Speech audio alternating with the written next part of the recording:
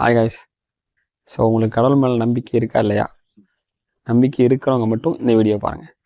So இந்த ஸ்டோரியை நான் ஆன்லைனில் தான் படித்தேன். ரொம்ப ஹார்ட் டச்சிங்காக இருந்துச்சு. ராமுங் அப்படிங்கிற ஒரு நபர் தன்னோட ஆன்மீக குருவை நோக்கி போகிறார். தன்னோட ஆன்மீக குருக்கிட்ட போகிறாரு. அவர் முன்னாடி சில கேள்விகள் வைக்கிறார். ஏன் கடவுள் என்னை எப்படி சோதிக்கிறாரு? ஏன் கடவுள் எனக்கு உதவி பண்ண மாட்டேங்காரு? ஏன் என்னை இப்படி ஒரு கிரிட்டிக்கலான சுச்சுவேஷனில் வச்சுருக்காரு அப்படின்னு சொல்லி கேட்குறாரு. அவர் பொண்ணையும் கூப்பிட்டு போயிருக்காரு. ஸோ அந்த குரு இருக்கிற இடம் வந்து ஒரு ஃபாரஸ்ட் ஏரியான்னு வச்சுக்கோங்களேன். ஸோ அந்த குரு சொல்கிறாரு, நம்ம ஒரு விளையாட்டு விளாடலாம். அந்த பொண்ணுக்கு ஒரு 3 இன்ஸ்ட்ரக்ஷன் கொடுக்குறாரு.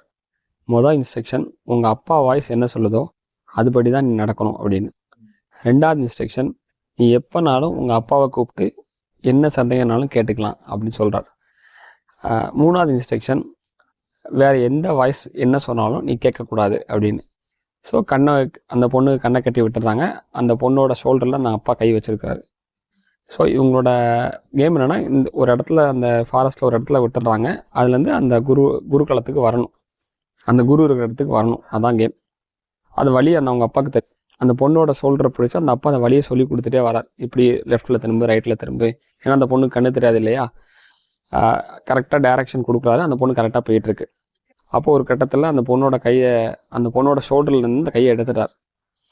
அப்படி எடுக்க சொல்லி குரு சொல்லிடுறாரு. அப்போ கையை எடுத்துறாரு. வெறும் ஆக்ஷன் தான் சொல்கிறார் குரு. ஆக்ஷனில் சொல்கிறாரு எடுத்துடுறாரு. வெறும் வாய்ஸ் மட்டும் கொடுத்துட்ருக்காரு அந்த அப்பா அந்த பொண்ணுக்கு. அந்த டைரக்ஷனில் போயிட்டுருக்கு அந்த பொண்ணு. அப்போது ஒரு இடத்துல வாய்ஸையும் நிப்பாட்ட சொல்லிடுறாரு குரு ஆக்ஷனில். அப்போ அந்த பொண்ணு அப்படியே போய்கிட்டே இருக்குது. என்ன பண்ணுன்னு தெரியல. ஒரு இடத்துல நிற்கிது அந்த பொண்ணு. ஏன்னா வாய்ஸ் கேட்கல. அவங்க அப்பாவும் கூட இல்லாத மாதிரி அந்த பொண்ணுக்கு ஃபீல் ஆயிடுச்சு. அப்போ அந்த குரு வாய்ஸ் கொடுக்குறார். நான் வேணா உனக்கு வழி காட்டவா? உங்கள் அப்பா உங்க கூட இல்லைன்னு நினைக்க, நான் வேணா உனக்கு வழி காட்டவா அப்படின்னு. ஸோ அந்த பொண்ணும், ஆமாம் எங்கள் அப்பா அந்த கூட இல்லைன்னு நினைக்கிறேன், நீங்கள் வழி சொல்லுங்கன்னு சொல்லி இந்த குரு சொல்கிற வழியில் அந்த பொண்ணு போயிட்டுருக்கு. கண்ணை மூடிட்டு குரு டைரக்ஷன் கொடுக்குறாரு. அந்த வழியில் போயிட்டுருக்கு. அப்போ ஒரு கட்டத்தில் கரெக்டாக ஒரு குப்பை தொட்டி மாதிரி ஒரு இடம் இருக்குது, டிச்சு மாதிரி. அந்த இடத்துல நிப்பாட்டிடுறாரு குரு. டைரக்ஷன் குரு நிப்பாட்டிடுறாரு. அந்த பொண்ணு நின்றுது. அந்த பொண்ணு என்ன பண்ணுன்னு தெரியாமல் முழிச்சுக்கிட்டு இருக்குது. இந்த பொண்ணோட அப்பா வந்து பின்னாடியே தான் போயிட்டுருக்காரு. அந்த பொண்ணுக்கு பின்னாடி தான் போயிட்டுருக்காரு. அந்த பொண்ணுக்கு எந்த டைரக்ஷன் கொடுக்கூடாதுங்கிறது தான் அந்த குரு கொடுத்த உத்தரவு. ஸோ அந்த அப்பாவுக்கு என்ன செய்யன்னு தெரியல. பொண்ணு கீழே விழுந்துட போகுது அந்த குழியில். ஏதாவது டைரக்ஷன் கொடுத்தே ஆகணும் கண்டிப்பாக. ஆனால் அந்த பொண்ணு கேட்காம கொடுக்க முடியாது. ஸோ அந்த பொண்ணு அந்த இடத்துல நின்றுக்கிட்டு இருக்கு. அப்போ அந்த குரு சொல்கிறாரு அந்த பொண்ணுக்கிட்ட, நான் சொன்ன இன்ஸ்ட்ரக்ஷன்லாம் உனக்கு ஞாபகம் இருக்கா அப்படின்னு கேட்குறாரு. ஞாபகம் இருக்குதுன்னு நினைக்கிறேன் அப்படின்னு சொல்லி அந்த பொண்ணு ரிமெம்பர் பண்ணி பார்க்குது. இந்த இன்ஸ்ட்ரக்ஷன் எல்லாத்தையுமே ரிமெம்பர் பண்ணி பார்த்துட்டு, எப்பா கூட இருக்கீங்களா அப்படின்னு கேட்குது. அப்போ அந்த ராம் அப்படி கண் கலங்கி நிற்கிறார். கலங்கிட்டு அந்த பொண்ணு, எனக்கு வழி சொல்லுங்கப்பா அப்படின்னு சொல்கிறாரு. மறுபடியும் அந்த பொண்ணுக்கு அந்த வழியை சொல்லி அவர் அந்த இடத்துக்கு, அந்த அந்த குரு இருக்கிற இடத்துக்கு கூட்டு வந்துடுறாரு. அந்த குருகுலத்துக்கு கூட்டு வந்துடுறாரு. நம்ம அந்த பொண்ணுக்கு அந்த 3 இன்ஸ்ட்ரக்ஷன் சொல்லி தானே கொடுத்தோம். அந்த பொண்ணு இடையில அந்த பொண்ணு மறந்துடுச்சே அதை அப்படின்னு சொல்லி ஃபீல் பண்ணுறார். ஸோ அப்போ தான் அவர் ரியலைஸ் பண்ணுறார், நம்மளும் அப்படி தான் லைஃப்பில் நம்ம கூப்பிட்டா கடவுள் உதவி பண்ண வருவார். நமக்கான ஒரு குரல் இருக்குது நம்மளுக்கு உதவி பண்ணுறதுக்கு. நாம் தான் அதுக்கு செவி சாய்க்காமல் வேற ஒரு குரலுக்கு செவி சாய்ச்சி போய்கிட்டு இருக்கோம்.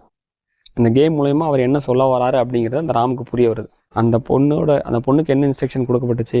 உங்கள் அப்பா வாய்ஸ் சொன்னதை பட்டு தான் நீ கேட்கணும் அப்படின்னு இன்ஸ்ட்ரக்ஷன் கொடுத்தாங்க. ஆனால் அந்த பொண்ணு அந்த இன்ஸ்ட்ரக்ஷன் மறந்துடுச்சு. ஸோ அதே மாதிரி தான் நம்ம ரியல் லைஃப்லையுமே நமக்கான வாய்ஸ் ஒரு குரல் இருக்குது. அது சொன்னதை நம்ம கேட்காம வேற ஒரு குரல் மூலியமாக வழிநடத்தப்பட்டு இருக்கோம். ஸோ கடவுள் நமக்கு உதவி பண்ண ரெடியாக இருக்கார். நம்ம அவர்கிட்ட கேட்குறதில்ல.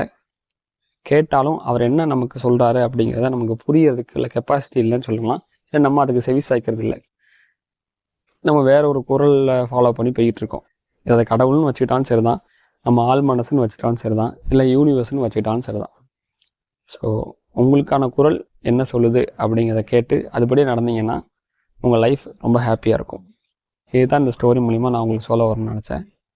ஸோ நம்பிக்கை விட்டுறாதீங்க, நல்லதே நடக்கும். தேங்க்யூ.